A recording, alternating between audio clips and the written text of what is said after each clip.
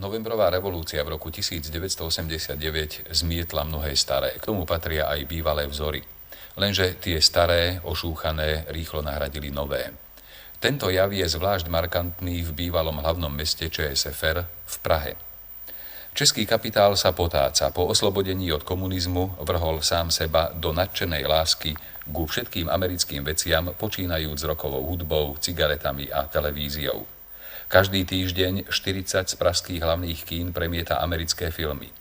Najvýznamnejšie komerčné rozhlasové stanice vysielajú celé dni klasický americký rock 60. a 70. rokov.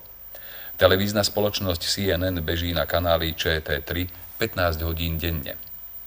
Útok americkej popkultúry je časťou obľúbených vecí, ktoré od čias studenej vojny urobili z Prahy najviac zamerikanizované mesto vo východnej Európe. Množstvo múrov a pútačov v Prahe žiari farbami amerických veľkovýrobcov od Coca-Coly až po Playboya. Vo svojej bitke o český trh americkí výrobcovia cigariet ozdobili barokové centrum mesta plagátmi značiek Marlboro, Lucky Strike a Camel.